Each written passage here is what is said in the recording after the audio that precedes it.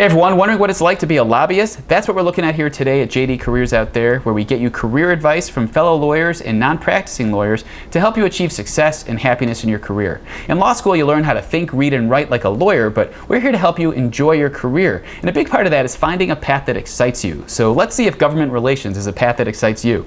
I'm Mark Luber, and today we're talking to Martha Pellegrino. She's the Director of the Office of Government Relations for the City of Portland, Oregon. I asked Martha to tell us what she does as a lobbyist in the public sector. Now you're going to notice that we had some crazy Skype issues during this interview, so for a lot of it we actually use a photo of Martha instead of the video feed, but we don't want it to distract at all from the great quality of her insight and her answers. So check it out. Well, essentially as a lobbyist, we are advocates in the legislative process for our client. In this case, it's the City of Portland, Portland City Council, all of our different city departments. So any issues that come up that have some sort of legislative consequence, or in many cases administrative consequence at the state or federal level, my office is involved.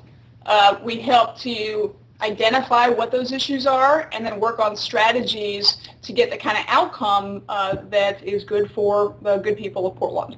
As the director, I oversee an office of 7 people, so we are an in-house lobbying shop, and so that includes doing work at the federal level, as I mentioned, state level, and then some regional and statewide issues as well.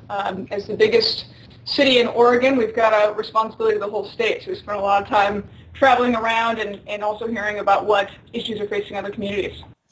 Interesting. So can you give us an example of some of those issues, some examples of things you might be advocating for the City of Portland? Sure. Well, let me start just kind of with some broad issue areas, because the thing that never ceases to amaze me is how many different things touch cities. So we deal with issues like transportation, affordable housing, water infrastructure, sewer infrastructure, and then we've got all those issues that everybody else deals with. Personnel, public contracting, we've got police and fire, 911, responders, and the list goes on. So in each of those issue areas, we have sort of different legislative items. I always thought that if people want stuff done on their behalf, that they need to personally go or organize in groups and go to their congresspeople. I never knew that there were lobbyists representing public groups or cities that are doing that same work. How does that work? How do you interact with just the common folk like me and my neighbors who would maybe have an issue? How does that work? Well, first of all, there's enormous value to citizen activists and citizen advocates and nonprofit organizations that help and serve to organize people.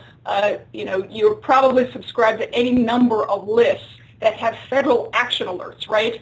Something is coming before Congress of some significance to a particular group, and that is what activates the grassroots. So that is tremendously important.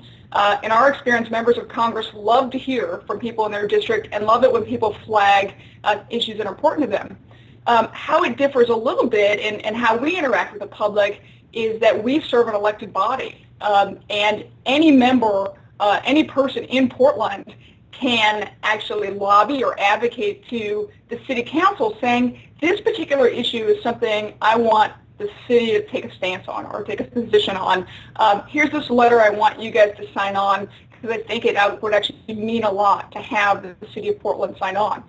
So, but with basically very few people, because we are a government entity, we don't have teams, dozens of lobbyists. We're not like maybe a private national industry group who can have armies of people in D.C. We really serve a coordinating role. We track all the pieces, and then we help facilitate those communications. But a few times a year we'll hold open forums for people to come and let us know what they care about at the state and federal level. So that's one way the community can interact directly in our process.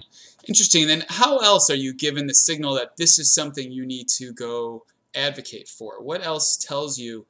Is it the mayor? Who's telling you this needs to be handled? Well, sometimes that does happen. I mean, we work very closely with Portland Mayor Sam Adams, and all the Portland City Council. And so there are some times when those issues will be flagged at the elected level. They'll also be flagged sometimes that are city departments. In the Portland Water Bureau or Bureau of Environmental Services or our city attorney's office. I mean, one of the interesting things to think about, especially for lawyers, is that when you're practicing in a traditional environment, you're hired by a client to help advise them on legal issues, and sometimes that involves going to court. Well, on the lobbying side, you're also advising a client about how to navigate issues, but in a decision-making body other than a court. So at a city council, or a state legislature, or a congressional level, or the federal agency, it's about learning kind of the rules of the game so that you understand how to effectively navigate that decision-making process. So you've got court, and then in my mind, you've got everything else and all the other places where your client's interests can be impacted. So anyway, that's just another way of thinking about it.